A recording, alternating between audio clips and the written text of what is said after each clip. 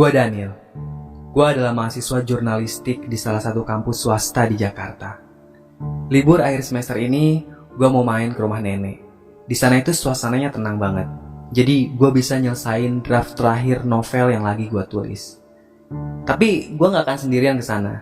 Si Rio, teman sekelas gua, bakal nemenin gua ke rumah nenek. Dia kayak seneng banget gua ajak liburan. Katanya dia bosen sama suasana kota. Jadi pengen ngehirup udara segar di kampung. Hari Senin kami berangkat dari Jakarta ke kampungnya nenek pakai motor. Jaraknya itu lumayan jauh. Gua sama Rio gantian bawa motor biar nggak capek. Akhirnya tepat jam 5 sore kita sampai di rumah nenek. Gua ketok pintu rumah nenek, tapi ternyata nggak ada siapa-siapa di dalam. Nenek mungkin lagi di luar. Akhirnya gue sama Rio masuk aja karena pintunya gak dikunci. Sore itu gue, Rio, sama nenek makan bareng. Gue seneng banget karena masakan nenek itu enaknya sama kayak masakan ibu gue. Gue jadi kangen sama ibu. Malam pertama tinggal di rumah nenek. Rio udah tidur nyenyak. Sementara gue masih sibuk sama novel yang lagi gue garap. Pas jam 1 malam, tiba-tiba aja gue gak denger nenek nyanyi di kamarnya. Aneh banget, gak biasanya nenek nyanyi jam segini. Dan nyanyiannya itu pakai bahasa Sunda. Begini kira-kira liriknya. Anu gelis, anu gelis anaksa,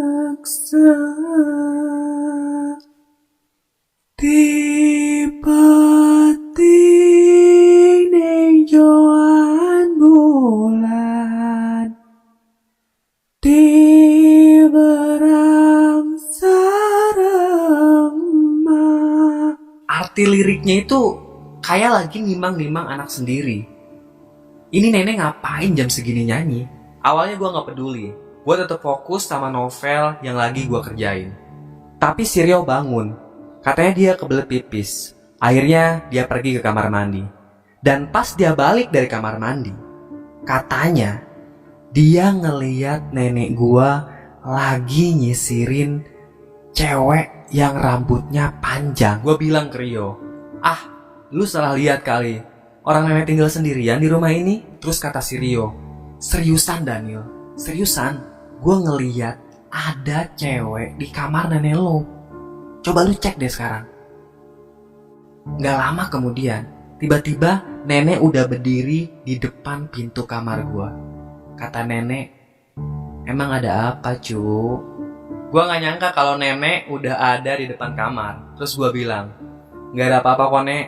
Tadi itu si Rio katanya ngeliat ada perempuan di kamar nenek. Salah lihat kali, jawab nenek. Terus si Rio kayak ketakutan gitu. Udah gitu kami tutup pintu kamar dan nenek pun tidur. Dia gak nyanyi lagi. Jam 7 pagi, gue sama si Rio bangun. Jadi hari itu gue mau main ke air terjun yang jaraknya gak jauh dari kampung nenek. Pas kita bangun, nenek tuh udah gak ada di rumah. Mungkin dia ke kebun atau ke sawah, entahlah. Yang jelas di dapur udah ada sarapan buat kami berdua. Pasti nenek yang siapin. Kami pun makan. Dan lagi-lagi, masakan itu mirip banget kayak masakan ibu gue. Enak banget. Selesai sarapan, gue sama Rio mandi terus ganti baju. Pas gue cek lagi ke dapur, ternyata piring-piring bekas kita makan udah ada yang beresin. Lihat kejadian itu, Rio makin ketakutan. Terus gue bilang ke dia, mungkin tadi ada nenek kali masuk pas kita mandi. Nenek emang orangnya kayak gitu Rio. Dia pendiem, kadang gak bilang-bilang kalau masuk rumah. Gue coba nenangin Rio, padahal gue sendiri juga takut. Kami langsung berangkat ke Curug Cimuning. Itu adalah satu-satunya air terjun yang deket banget sama kampung nenek. Pas sampai di air terjun itu, kami ketemu sama Mang Tono. Gua kenal sama dia. Dia adalah tetangganya nenek. Dia ngehampirin kami dengan raut wajahnya yang ketakutan. Aneh banget. Ada apa ini? Dia tanya ke gua. Daniel sejak kapan di sini? Oh, kemarin Mang. Sengaja kesini buat liburan. Ini kenalin teman saya, namanya Rio. Rio pun menyalami Mang Tono. Terus Mang Tono bilang gini ke gua. Daniel, kamu tahu, nenekmu itu dan sebelum Mang Tono menyelesaikan kalimatnya, dia langsung pergi gitu aja. Ternyata di belakang kami udah ada nenek yang berdiri dengan wajah yang menakutkan. Itu kayak wajah mengancam. Gue sapa nenek. Nenek ada di sini. Gue lihat nenek lagi mengais kayu bakar. Nenek senyum, tapi gak ngejawab apa-apa. Terus gue ngebantuin dia buat ngebawain kayu bakar. Sore itu, gue sama Rio pulang bareng nenek. Malam kedua tinggal di rumah nenek. Lagi-lagi, jam 1 malam, nenek nyanyi pakai bahasa Sunda dengan nada yang menurut gue serem banget. Gue gak bisa lihat siapa perempuan itu karena dia ngebelakangin pintu. Tapi gak lama kemudian, perempuan yang lagi nenek sisirin itu noleh ke arah gue. Dan gue kenal siapa dia. Dia adalah almarhum ibu gue sendiri. Ngeliat kejadian itu, gue langsung lari ke kamar terus ngunci pintu. Tapi di luar, gue denger suara ibu manggil-manggil nama gue.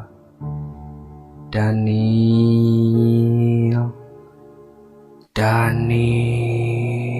Gue tutup kedua telinga, terus gue coba untuk tidur. Tapi suara ibu tetap kedengeran dari luar. Gue gak mau bangunin si Rio, nanti dia malah tambah takut. Gak lama kemudian, ada suara nenek dari luar. Katanya begini, "Udah Daniel, jangan takut, nanti peliharaan nenek malah marah." Begitu kata nenek. Akhirnya gue gak ngedenger lagi suara ibu di luar, dan gue bisa tidur. Keesokan paginya, gue dan Rio langsung pulang tanpa pamit dan tanpa sarapan. Gue udah gak tahan lagi tinggal di rumah nenek. Kayaknya nenek itu menyembunyiin sesuatu, dan itu pasti hal gaib. Sebelum pulang, gue sempetin ziarah ke makam ibu. Ibu memang udah meninggal 1 tahun lalu, dan dia dikuburkan di kampung ini. Tapi ada yang aneh di atas kuburan ibu. Gue nemuin sebuah keris yang nancep di atas kuburannya. Siapa yang lakuin ini? Langsung gue cabut keris itu, terus gue buang jauh-jauh. Gue gak rela ada yang macem-macem di atas kuburan ibu. Setelah itu, gue dan Rio pulang. Dan sebulan kemudian, nenek meninggal. Gue dan bapak ngelayat ke kampung. Setelah selesai pemakaman, gue tahu satu hal dari Mang Tono. Ternyata nenek pernah melakukan ritual sesat untuk ngebangkitin ibu gua. Ya, yang nenek pelihara itu adalah kuntilanak ibu gua sendiri. Nenek tampaknya gak rela kehilangan ibu, dan dia berusaha sebisa mungkin untuk membangkitkan sosok ibu gua. Selesai.